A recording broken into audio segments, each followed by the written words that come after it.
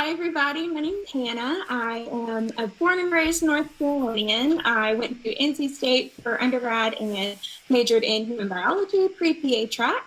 I went on to get my master's in clinical research at Campbell University, and to get my clinical hours, I did dermatology. And right now I'm working in clinical research in the industry for rare disease. Interesting. Okay, so I already have some questions just off of that. But did you know going into college that you were pre-PA, or is that something you figured out while you're in school?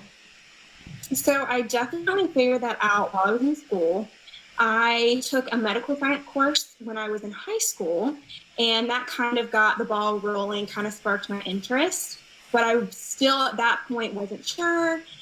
And my teacher was this super passionate nurse who really, really wanted to help foster the medical path for anyone who wanted to go into healthcare. So she really encouraged me to do an ENT course. So I got to do that during my senior year. So kind of got, my first experience on what's out there. Kind of realized the emergency side of things was probably not for me, but it was so great. Still great hands-on experience. Yeah. So when I started undergrad, I did PreHealth Club and started shadowing. So I thought medical school at first, and I kind of thought that for the first 2 years. I didn't really ever consider nursing just because my school didn't offer that, but I decided about junior, senior year after doing a bunch of shadowing with PA that was the best fit for me. Okay, interesting. You mentioned that you were on a pre-PA track. Is that something specific that your school had? So it was more, I guess it was more pre-med. Okay. But I did, about the time that I was going to PreHealth Club and learning about all the different, subgroups that we had, because they did have, the pre-med group, the pre-PA group. So I kind of started to dabble in all of that. But once I figured out I wanted to do PA, I started to make sure that I was going to get all the prereqs and graduate with everything that I needed. Okay, interesting. I always am interested to see how other schools did it because when I was in college, we had a pre-PA club, but my advisor did not know anything about pre-PA stuff or PA school. And so when schools have like a dedicated like pre-PA, tracker, like are kind of more educated on it, I always think that's super interesting. So, which did your school have a PA program or no, like attached to it? Didn't, yeah, mine didn't either. So, They had a vet school, but that was pretty okay, much the only medical type thing that they had. It was gotcha. mainly like STEM, science and engineering. Okay, cool. So once you decided PA and kind of made that switch and started getting all the prereqs, and it sounds like you're getting, hours and all of that as well. What else were you doing throughout undergrad to work on your application or get ready to apply? I don't know. So I knew that, so I didn't get a chance to get a ton of hours beforehand. Okay. So I knew that I was going to take a gap year. But I was, I did a lot of volunteering. I was really involved on campus in different organizations. We had like a pre-health honor society that I was a part of. So they were really, really helpful in kind of, gearing us up for what we were going to be applying for later. But I really just tried to be as involved as possible and get ready to have my gap year. Okay, so that was kind of part of your plan, which I think gap years are extremely valuable. Going into your gap year, at what point did you, or I guess, okay, back up. What did you feel like was strong about your application and what did you feel like were weak areas? So I thought my campus involvement was really strong. I knew that I had pretty strong recommenders just based on my professors. I still didn't really have that good clinical letter yet, but I think the involvement and all of that was really my biggest strength. But towards the end of undergrad, things got a little rocky. I had some mental health stuff come up, and so things just kind of they started out really strong freshman and sophomore year, And then when junior and senior year came about, things got a lot harder. There was a lot of life stuff going on. It did not end exactly the way that I wanted it to. So I definitely found myself stuck in a place where my GPA was not strong and not competitive. Okay.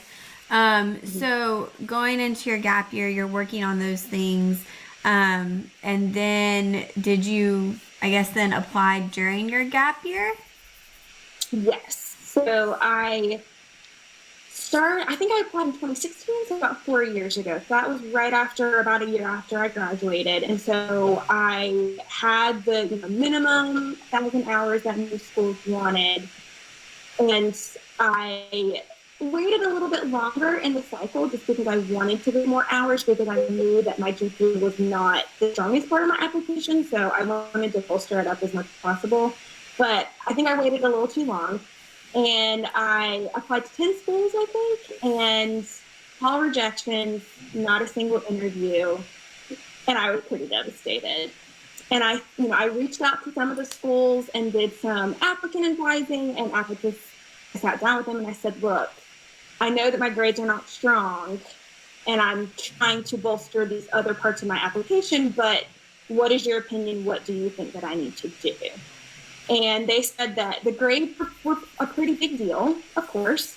Okay. But I had several choices of what I could have done. I tried to do some like post-bac courses, but then I ultimately decided that if I'm going to be taking a bunch of extra courses after undergrad, I might as well put it towards a master's.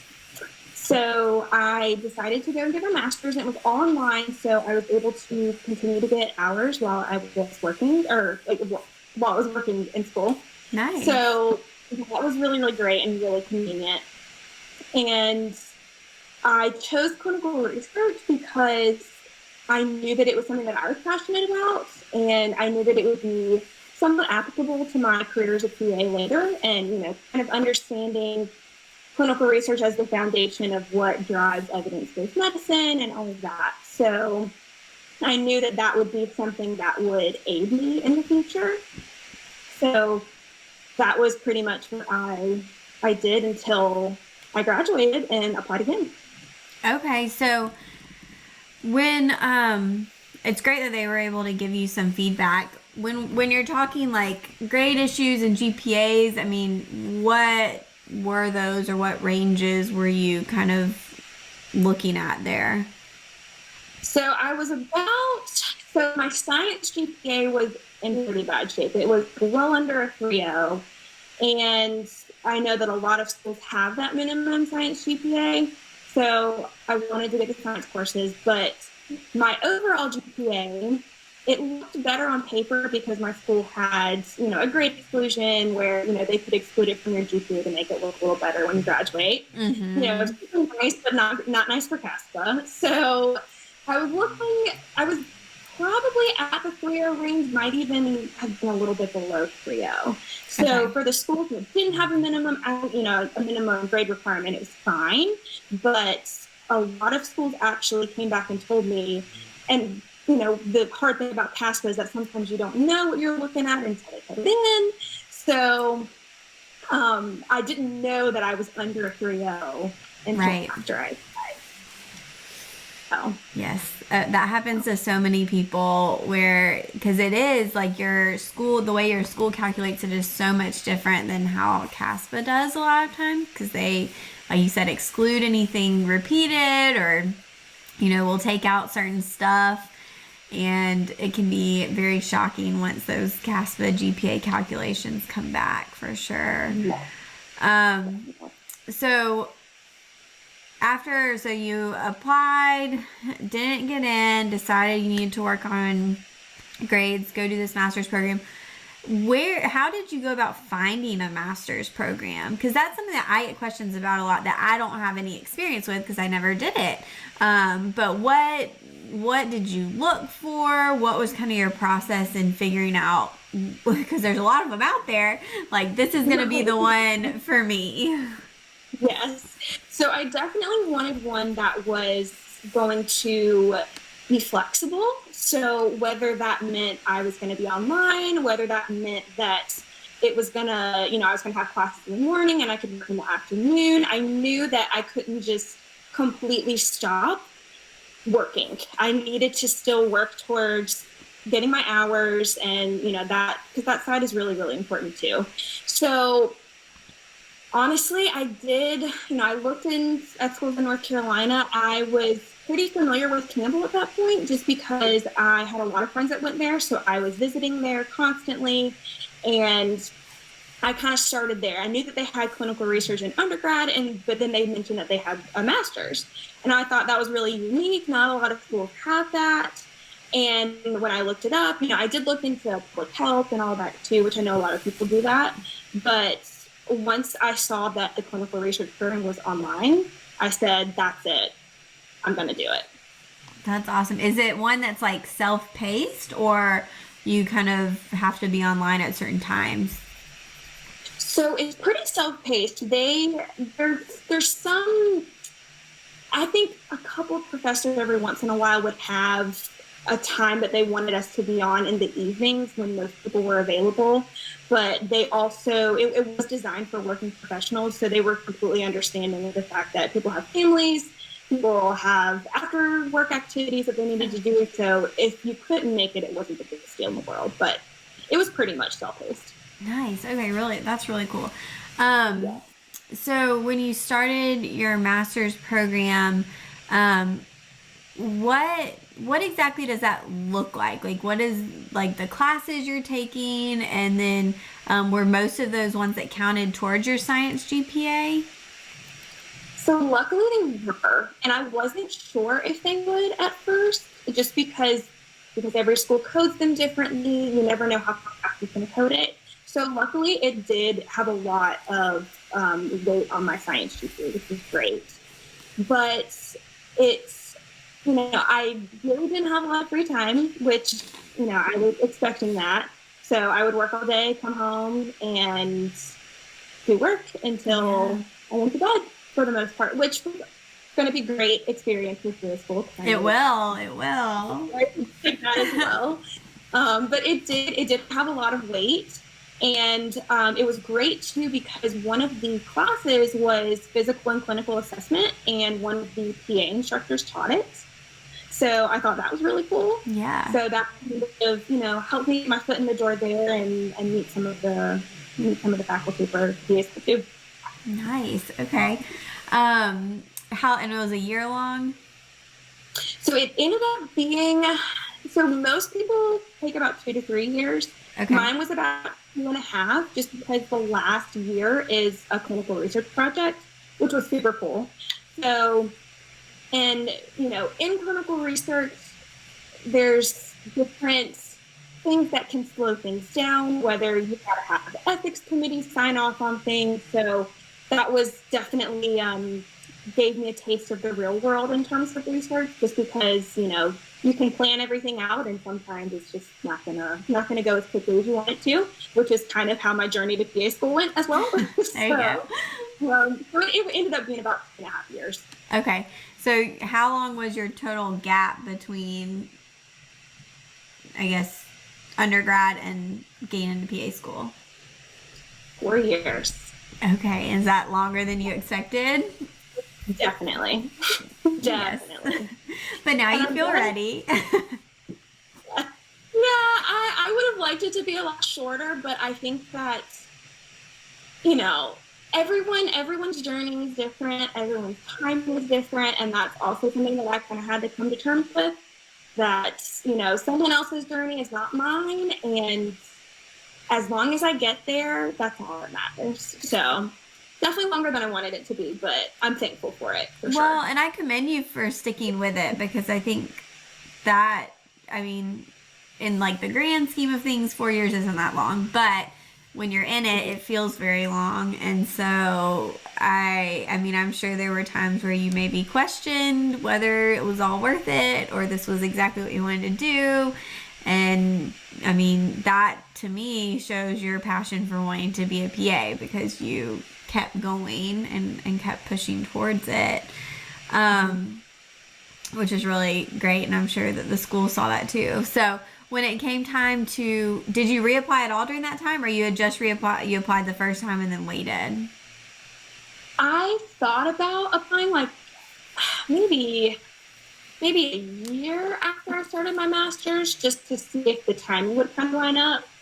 But yeah, I even got my letters ready and all that stuff, and I was ready to go. And I think at that point, I kind of wanted to focus on one thing at the time, just because because I was, a big part of doing this master's was to get my grades up, and I didn't want to throw something else in the mix on top of working in school. So I wanted to just focus on one thing at the time and apply when I was ready. Okay, and that's wise. When it came time to reapply, did you apply again to those same 10 schools, or did you apply to different schools? What were you kind of looking for in programs at that point? So I actually had to cut that down to 5. Okay. Just because a lot of the schools have the 5 or 7 year requirement for courses. Yeah. So even though I was taking, some more advanced courses, a lot of my, I haven't had anatomy since 2015. And a lot of these courses were starting to age out. So I had to kind of make that call too. And I thought about, well, I could go to the community college and retake some of those. And I said, no, I'll start with these 5. I'm, confident and know that these are golf schools that I want to go to. So I had to come to terms with that, but that's okay. And how much did did the masters bring up your GPAs? It did, and another hard pill that I had to swallow was the more courses you have, the less everything weighs. Yes. So I kind of had this expectation that it was going to be just substantially better, and they were definitely better for sure. They were where I needed them to be. But one thing I also looked at in terms of applying to schools was the schools that look at your last 60. So, my last 60 is obviously much, much, much better than my overall. So that was really helpful because I was looking at some of them and I'm like, well, I don't know if I even qualify for them. And then I saw that they had the last 60 option as well. So that was really helpful. So that kind of, was helpful in choosing schools to apply to. Okay, so those are good things to kind of look for. Well, what were the outcomes of those 5 applications? So still kind of in the midst right now, but okay. So far I've had 2 interviews. Nice. And one acceptance, and which the acceptance was my top choice. So well, there you go. If more interviews come, I'm going to take them, of course, but I'm pretty much 99% on my top choice for sure. Nice. When you went to your interviews, were there any questions about GPA or grade stuff or your master's or any of that come up at all? Well, I guess I don't even know if you went to interviews since everything's virtual now, but everything, they were all virtual. And it was something that they brought up, but I think it definitely helped that I had the upward trend. That was something that, going in, I was really, really concerned. I knew they were going to bring up the grade thing because that is the weakest spot on my application for sure. Because, during the 4 years, I think I applied the first time with 1,000 hours and applied this time with over 5,000. Wow. And more volunteering. There were all these areas that were bolstered and, but I can't change the past in terms of grades. So I knew it was going to come up. But I was able to, put that positive spin on it, talk about the upward trends and just really how doing the master's has changed my study habits and how it's just improved my time management overall. And they really seem to like that. So good. Obviously, you got accepted. So yeah, and just, you don't have to go into specifics, but how was your virtual interview experience? Did that go smoothly, or did you like it, not like it? Really good. Okay, good. So they did a good job of making us feel really comfortable. And something that I had to think about was, this is not their ideal platform either. So, they're rolling with the punches just as much as we are. So it went fairly well. I panicked a little bit during the first one because at the very beginning, they gave us time like an hour before to log on to make sure everything was working okay. And my internet was so slow. And I don't know what it was, but everything was pixely. Everyone sounded like robots, and it was really stressful. So they did offer a caveat, and they said you can pull out your phone if you need to and do it that way. So I just plugged my phone up to power and had my little pop socket and stuck it on my laptop and just did it like that. And it was a little bit awkward, but it worked. I had no more issues. So for the most part, everything was great, and it was a great experience for sure. Yeah, you made a good point. Like, they are definitely, I feel like, learning too and trying to figure everything out and figure out how to make it, like, I can't even imagine the logistics of all of that. Like, I don't know. It's a lot. And they had different breakout rooms. So, we had one big session, and this was something I was not prepared for. So obviously I was prepared for the tell me about yourself question. I was not prepared to do that in front of everyone. So when we were introducing ourselves, it was this big opening session, and everyone was in there. So however many, I don't know, I think there were maybe 50 interviewees and the faculty. So you had to listen to everybody's, all 50? Yep. That's a lot. Oh my gosh. For sure. Okay. Well, hey, if you could stand out among 50 people, then go you. The rest of it was a break. Yeah, that's intense. Well, so potentially you're starting PA school when? July. Okay. Cool. What are your plans till then? Are you still in the master's program, or is that done? That's done, which is great. So now just working? Just working, and I am working in the research field right now. So luckily, I have had a job during COVID, which is great. We've been able to work from home. So pretty much just hanging out until then. Nice. Well, what do you think that you'll use your research experience in the future as a PA? Or where do you kind of see yourself as a PA in the future? That 5-year question. 5-year question.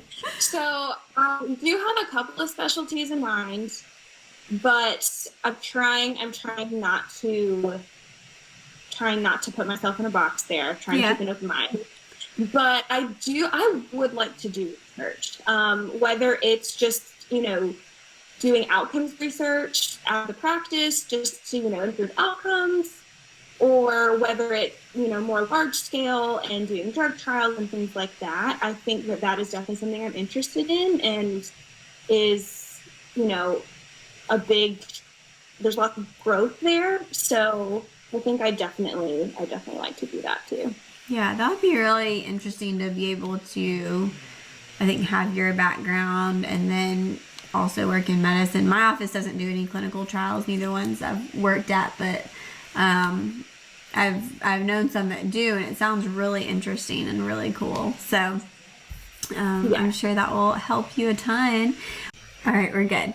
Okay, is there any advice you have to anyone who is, applying and not sure what they're doing, or reapplying? Anything that you feel like would make the process easier? Definitely. I think my saving grace in the whole process was networking. So one thing I looked for in schools was if they had, applicant advising, if they had, schools that really wanted to invest in their future students. So I reached out to schools about application advising. I also took advantage of any preparatory programs that any schools have. So, for instance, the school that I got into has what's called HPrep, which stands for Health Professions Readiness and Enrichment Program. I hope I got that right. It's like a week-long program, and you do have to apply for it, but you get to go for a week. You get to kind of see their facilities, kind of learn how all the programs work. So, and you get to meet all of the faculty. So, and I even had in my interview, I had someone who remembered me from that, and that was 4 years ago. Wow. So, getting to know the people who are going to be looking at your application and, you know, getting your name out there. Sometimes you never know who will remember you.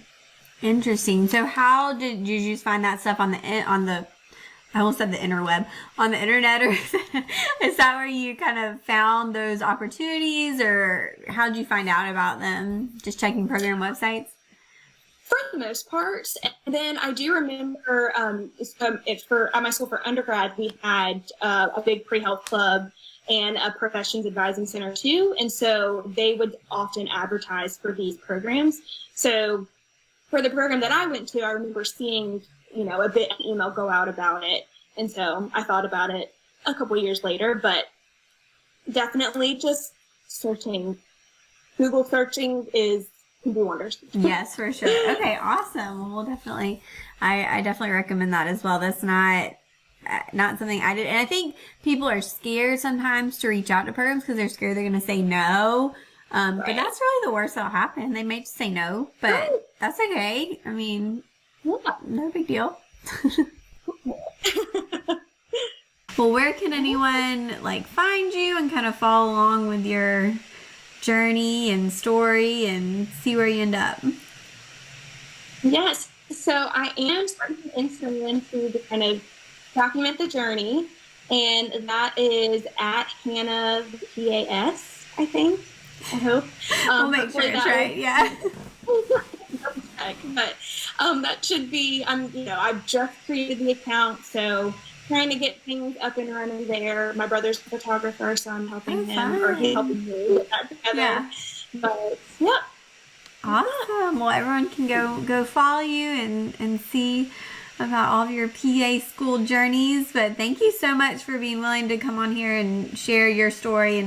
And this is all things that I think will be extremely helpful to people in similar shoes, you know, who may not know really what they need to do to get their GPAs up, or maybe feeling the struggles of reapplying. So I appreciate your insights.